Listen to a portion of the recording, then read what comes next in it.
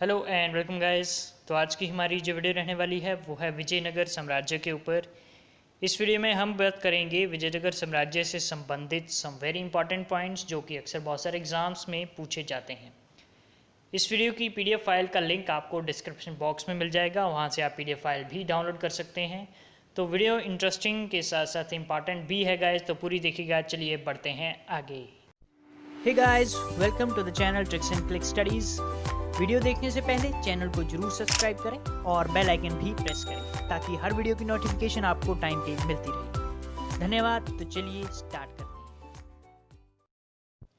तो गाइस, सबसे पहले हम बात करते हैं कि विजयनगर साम्राज्य को पढ़ना या वो अपनी इतनी इम्पोर्टेंस क्यों रखता है। विजयनगर साम्राज्य बेसिकली दक्षिण भारत में फैला हुआ था और मुगल शासकों को भारत आने के बाद विजयनगर साम्राज्य धीरे धीरे खत्म होता गया। तो दक्षिण भारत के जो राजा थे वो मुगल शासकों की शक्ति को रोकने में बहुत देर तक समर्थ ना रह सके और इसी वजह से उन्होंने एक लंबे समय तक, जो मुगल थे उन्होंने एक लंबे समय तक दक्षिण भारत में अपना राज चलाया, दक्षिण भारत के राजाओं को हराकर। इसी वजह से दक्षिण के इतिहास में विजयनगर राज्य को विशेष स्थान प्राप्त है। इसके बारे में बहुत ज़्यादा पूछा जाता है एग्ज़ाम्स में। अब बात करते हैं विजयनगर की। तो विजयनगर साम्राज्य जो है कब से कब तक रहा है भारत में, तो उसका जो शासनकाल था वो था 1336 से लेकर 1650 ईस्वी तक विजयनगर साम्राज्य था भारत में। अब बात की जाए कि विजयनगर साम्राज्य भारत के कौन से हिस्से में था, तो ये था दक्षिण भारत में। दक्षिण भारत में फैला हुआ था विजयनगर साम्राज्य, जो कि बामणी साम्राज्य के भी दक्षिण में पड़ता था। विजयनगर साम्राज्य के संस्थापक की बात की जाए तो दो भाइयों ने इसकी स्थापना की थी। वो दो भाइयों का नाम था हरिहर और बुक्काराय। विजयनगर साम्राज्य को कर्नाटक साम्राज्य, यानी कि इसके वास्तविक नाम कर्नाटक साम्राज्य के नाम से भी जाना जाता था। विजयनगर साम्राज्य की राजधानी की बात की जाए तो विजयनगर ही थी इसकी राजधानी। उसके बाद अगर हम बात करें कि विजयनगर साम्राज्य के बारे में अगर विस्तार से हमें जानना है तो ये 4 वंशों में बंटा हुआ था। उन 4 वंशों के नाम क्या क्या थे? एक था संगम वंश, दूसरा सालुव वंश, तीसरा तुलु वंश और चौथा अरविदु वंश।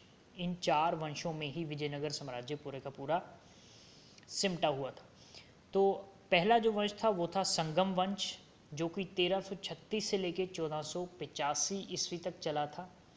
तो ये भी हम याद रखेंगे। अब संगम वंश की अगर बात की जाए कि संगम वंश की शुरुआत या उसकी स्थापना किसने की थी, तो संगम वंश शुरू किया गया था अगेन हरिहर और बुक्काराय के द्वारा ही।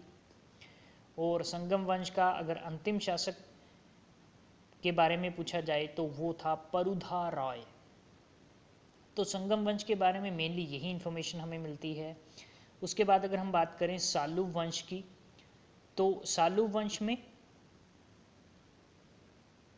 1485 से 1505 ईस्वी तक विजयनगर साम्राज्य में सालुव वंश का नाम है। इसके जो संस्थापक थे उनका नाम था सालुव नरसिंह। अब सालुव नरसिंह ने 1486 से 1491 तक शासन किया। अब वो जो था वो इतना एबल नहीं था कि शासन को खुद आगे चला सके, लेकिन उस टाइम उसके जो बेटे थे वो इतने मेच्योर नहीं थे। तो इसलिए सालुव नरसिंह ने क्या किया कि अपने मंत्री नरस नायक को विजयनगर का संरक्षक बना दिया। और बाद में जो सालुव नरसिंह का जो बेटा था इमादी नरसिंह, 2 बेटे थे उनके, उनमें से एक बेटा इमादी नरसिंह, उसने 1491 से लेकर 1505 ईस्वी तक जो है सालुव वंश के शासनकाल को संभाला। और अगर पूछा जाए कि सालुव वंश का लास्ट रूलर कौन था, लास्ट शासक कौन था, तो उसका नाम था इमादी नरसिंह, जो कि सालुव नरसिंह का ही बेटा था। अब 1491 से 1505 ईस्वी में एक बहुत ही इम्पॉर्टेंट और भी इंसिडेंट हुआ था। अगर हम बात करें वास्को डी गामा की, तो वास्को डी गामा 1498 ईस्वी में कालीकत पहुंचा था, भारत में आया था। तो इमाडी नरसिंह के शासनकाल के दौरान वास्को डी गामा कालीकत आया था, भारत आया था। ये भी हम याद रख सकते हैं। उसके बाद बात की जाए तीसरे वंश की, जो कि था तुलु वंश। तुलु वंश चला है 1505 से 1570 ईस्वी तक। इसके पहले अगर शासक की बात की जाए तो वो थे वीर नरसिंह, जो कि सर नरस नायक के पुत्र थे, जो कि नरस नायक का बेटा था वीर नरसिंह। अब उसके बाद एक बहुत ही महान शासक की बात आती है जो कि थे कृष्णदेव राय। कृष्णदेव राय ने विजयनगर साम्राज्य को भारत का सबसे बड़ा साम्राज्य बना दिया था। सिर्फ जो दिल्ली थी उसको छोड़कर विजयनगर साम्राज्य ऑलमोस्ट पूरे के पूरे भारत में फैला दिया था कृष्णदेव राय ने। उन्होंने बहुत सारे मंदिरों का निर्माण करवाया था, बहुत सारी चीज़ उन्होंने ऐसी की कि विजयनगर साम्राज्य भारत में हर जगह फैल गया था। अब 1509 से 1529 तक कृष्णदेव राय ने शासन किया था। और अगर हम बात की जाए मुग़लों की, तो मुग़ल भारत में आए थे 1526 के आसपास। सबसे पहले कौन आया था? बाबर की बात हम करते हैं।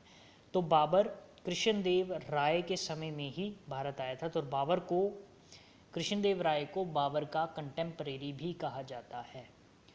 अब जैसे एक बात होती है कि किसी एक साम्राज्य में एक महान शासक होता है, वो अपने पूरे साम्राज्य को इतना विस्तार करता है, इतना बड़ा बनाता है, लेकिन उसके बाद जो बाकी शासक आते हैं वो इतने एबल नहीं होते कि इतने बड़े साम्राज्य को आगे संभाल सकें। तो वही बात हुई विजयनगर साम्राज्य में। विजयनगर साम्राज्य में तुल्लु वंश का जो अंतिम शासक था वो था सदाशिव राय।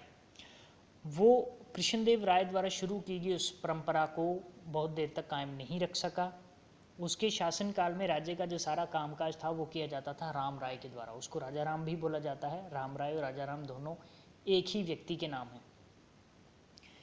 तो सदाशिव के बाद राम राय या फिर राजा राम ही विजयनगर का राजा हुआ। अब राम राय को एक युद्ध में मुसलमानों द्वारा बहुत बुरी तरह पराजित किया गया था। वो युद्ध का नाम है तलीकोट का युद्ध। 1565 ईस्वी में ये युद्ध लड़ा गया था, जिसमें मुसलमानों ने राम राय को बुरी तरह हराकर मार दिया था। और 1565 में फिर राजधानी विजयनगर को पूरी तरह जला दिया गया। उसके बाद लगभग 70 साल तक विजयनगर और चला। राजधानी विजयनगर के अवशेष कर्नाटक के हम्पी शहर के निकट पाए गए थे और यह एक विश्व विरासत स्थल है, यानी कि यूनेस्को हेरिटेज साइट का इसको दर्जा प्राप्त है। तो ये थी तुल्लु वंश की बात। उसके बाद अगर हम बात करें अरविदु वंश की, तो अरविदु वंश अंतिम वंश था विजयनगर साम्राज्य का। इसमें एक राजा की बात होती है तिरुमला राय। अरविदु वंश 1570 से लेकर 1650 ईस्वी तक चला था। जो तिरुमला राय थे उन्होंने, वो राम राजा का भाई था और उसने सदाशिव के नाम से शासन किया था। अब वो विजयनगर साम्राज्य को बहुत टाइम तक नहीं संभाल पाया।